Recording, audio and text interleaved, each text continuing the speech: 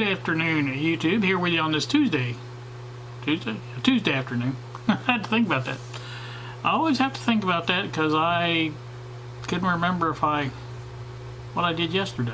Anyway, another little item in the mail. You may have noticed I changed up the intro just a bit, courtesy of Bill, old 64 Goat, who suggested a new title for this segment. And kit building with Doug I thought was okay, so I just leave it like it is. It's no big deal. This is not really a kit, but it's more of a module. I know I've alluded to it, and it did finally get here.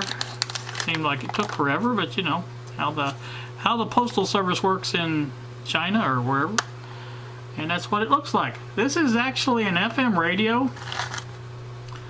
I say radio because you can hook speakers to it. You have your volume on this side, frequency on this side, and it covers the entire FM audio or frequency band spread, whatever. It also has a jack that you can use headphones on or connect to an amp, external amp if you want. So that's nice. Kind of like that. And like I said, I hope to demo this. I don't know if I'll do it today or not, but I just wanted to show you that I did finally get it. So we'll do a better demo of this as soon as I get some connections made and some stuff done. And I may try to hook up speakers to it. I don't know. We'll see.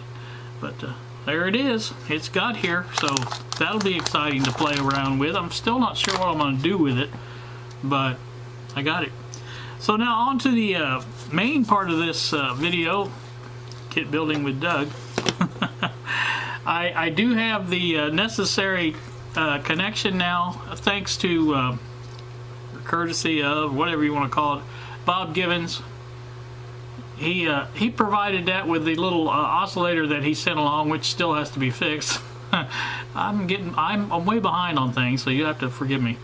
But this should be able to plug into the function generator and use a 9-volt battery. That will cure everything on that end. So that's good. And let's get this set up now, and we'll put you on the other camera and show you what's going to happen. So hang in there. Alright, now you can see what we've got here on the recording. That's the triangular wave. I don't know exactly how to work on this.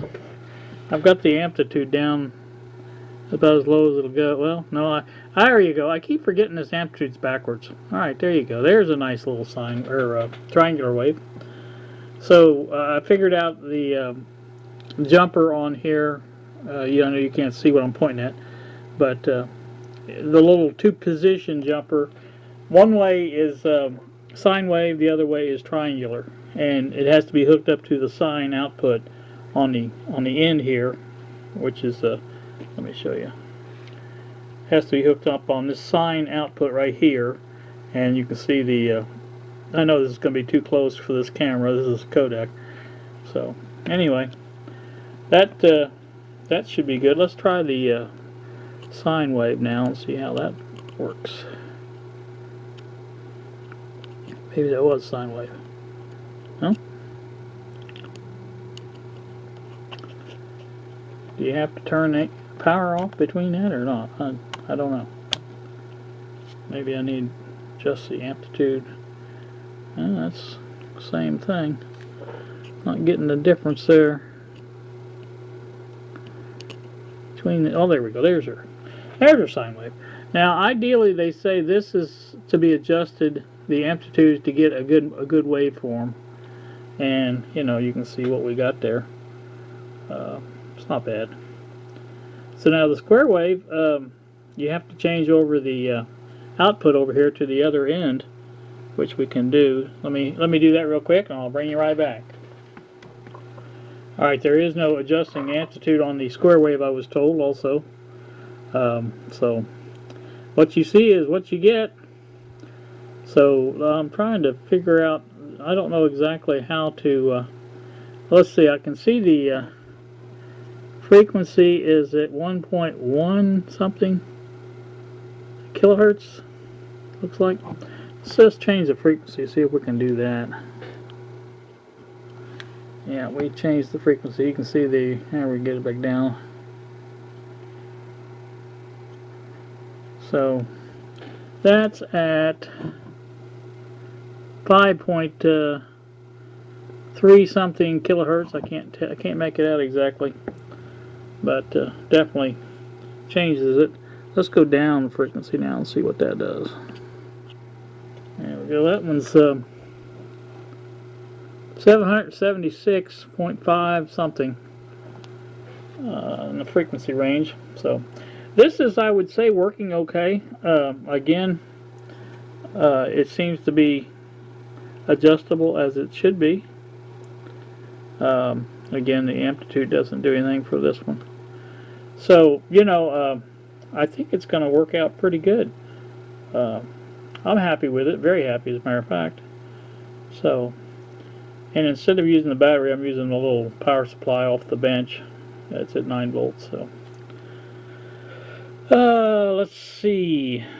I don't know exactly what all these things do. I can't see good enough to see. I'll just press one once in a while and see what that's hold, I think. Not sure exactly what that is. Running.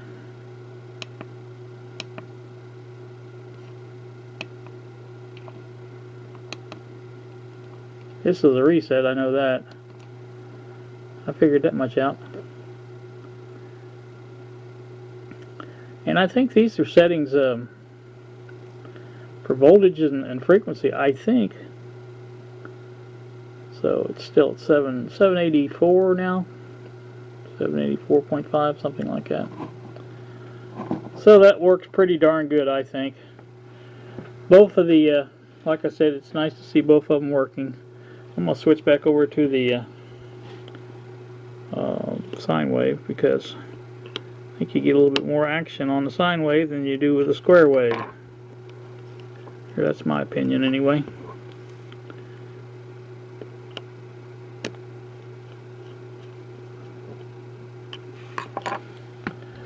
Let's see what we get to vary our frequency here, going down. Let's go up a little bit with the frequency. There we go. And our amplitude.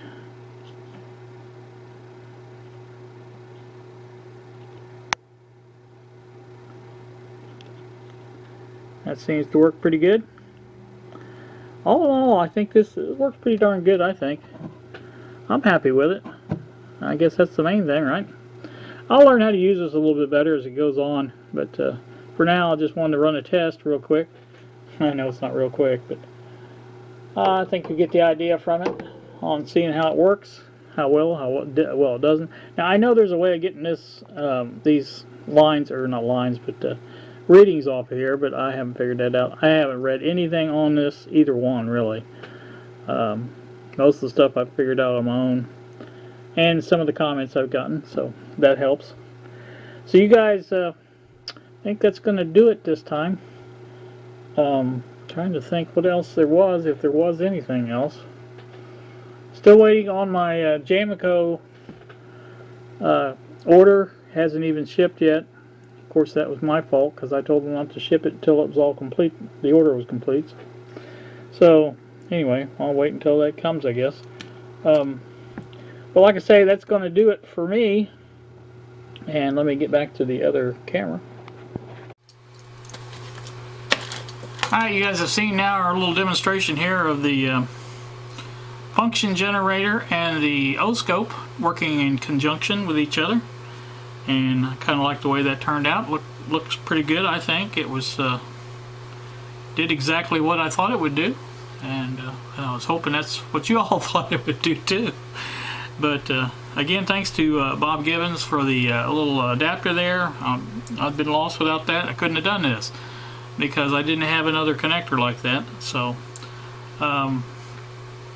and thanks to Bill for helping me rename my little segment here. So, anywho, that's going to do it for me. You guys have a wonderful, wonderful evening. I think I'm going to go out and get me something to eat, even driving my wrecked car. But I think it'll be good enough to go to the Subway and back. Get me a sandwich. So you guys have a wonderful evening. Thanks for watching, and we will see ya.